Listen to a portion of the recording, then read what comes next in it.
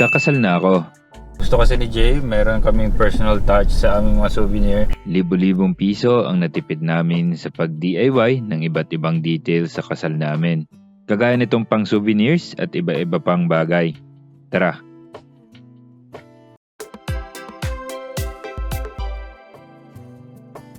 Unang agenda natin ang pagpunta sa isang farm para bumili ng honey. Binaybay namin ang napakakitid na daan na ito.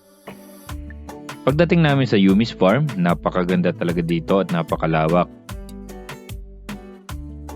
Ito ang mga produkto na honey. Tapos na daw kasi ang harvest season kaya nakabote na ang mga ito. Pagka-uwi ko naman, inihanda ko na ang mga bote para sa isa pa nating DIY, lambanog. Dala-dala ko ang mga bote sa paglalagyan ko, bali 28 na liter bottle. Pagdating ko ay agad naman nilagyan ng mga bote. Safe naman itong lambanog dito dahil ito ay sa pinsan ko. Siguradong purong lambanog.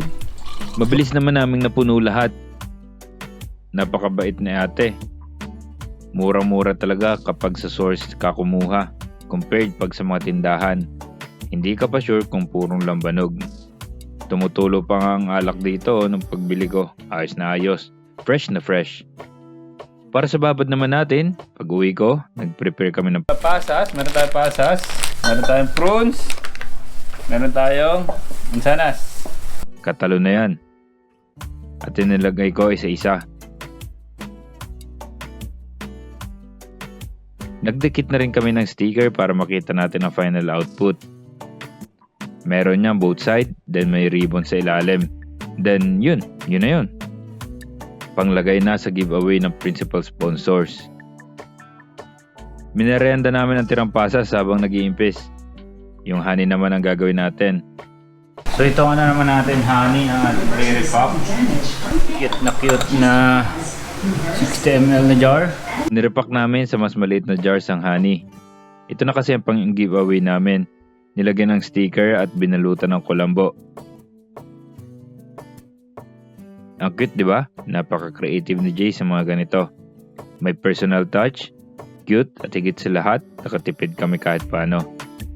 97 na lang ang kailangan namin gawin. Dumating na ang aking mga backup. Pag ganitong karami na, syempre, may backup lagi tayo. Saglit na rin sa amin. Na-curious ako sa lasa kaya tinikman ko. Matamis na medyo maasim. Di ko sure kung ganun talaga. First time ko makatikim eh. Pero siguro naman. So itong malaking ito yung para sa mga principal sponsors. So. Maya-maya ay natapos din namin. Sabi na at saglit sa amin yan eh. Ang mas matrabaho kasi dito ay pag-sticker at paglalagay ng net. Dahil may kailangan pa kaming gawin, si Jay na yan at ang aming ultimate backup ang inay. After 1 week, chinek ko ang lambanog. Ang ganda ng kulay. Tikman kaya natin. Abay, titikman siyempre yan. Kung masarap. O gusto niyo ba ito? Sige, tikman yan.